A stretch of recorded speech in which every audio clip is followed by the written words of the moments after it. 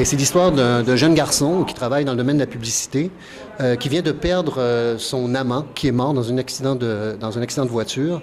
Et il s'en va aux funérailles. Les funérailles ont lieu dans un petit village au nord du Québec, sur une ferme laitière.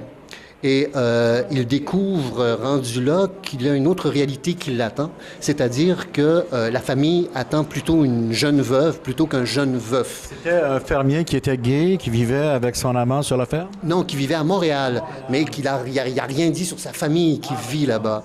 Alors, arrivé là-bas, il est menacé par le frère qui est resté sur la ferme de bien vouloir poursuivre le mensonge.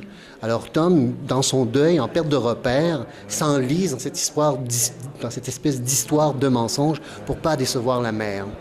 Et l'idée de la pièce, c'est que la nature a horreur du vide. Alors, c'est-à-dire que chacun de ces trois individus, le jeune veuf, la mère et le frère, vont devenir ce qu'était le mort pour eux. C'est-à-dire qu'un va se transformer un peu en frère, l'autre en fils et l'autre un peu en amant. Alors, c'était Éric Bruno, j'imagine, qui joue ce personnage. Le jeune de la ville est joué par François Arnaud. Le jeune sur la ferme est joué par Éric Bruno. La mère est jouée par Lise Roy. Et Evelyne Brochu va jouer un personnage énigmatique dont je ne dis pas c'est qui. Alors, vous réservez des surprises. J'espère que les gens viennent au théâtre pour avoir des surprises aussi. Oui, certainement. Vous avez été joué en Europe également, Michel Marc? En Europe, au Japon, voilà, il y a les Muses orphelines qui terminent présentement la deuxième année à Séoul, en Corée. Je suis allé voir les Foluettes il y a récemment, ils jouent là depuis 6 ans, au Japon. Non, c'est extraordinaire, j'ai beaucoup de chance. Il y a un film aussi sur les Muses qui va se faire? Il y a eu un film déjà qui s'est fait, je ne sais pas en quelle année, je pense en 2000, avec Robert Favreau. Et il y a un remake du film qui se fait avec une production française, entre autres avec Emmanuel DeVos qui va jouer dedans. Ça devrait se tourner au printemps, ça s'intitule Reine d'Espagne.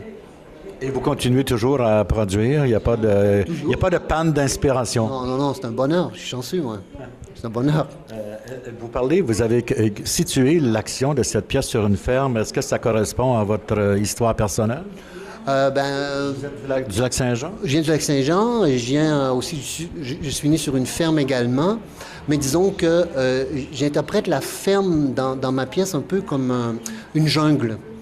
Dans le sens, un monde où ce jeune moderne-là, qui connaît pas grand-chose à part la ville et la publicité, est complètement, comme je disais tout à l'heure, en perte de repère. Et pour lui, les animaux, la vie dure à la ferme, c'est quelque chose de complètement étrange et menaçant pour lui. Cette pièce est actuelle, donc vous situez l'action ces temps-ci. Ça se passe maintenant. Alors, c'est toujours la jungle.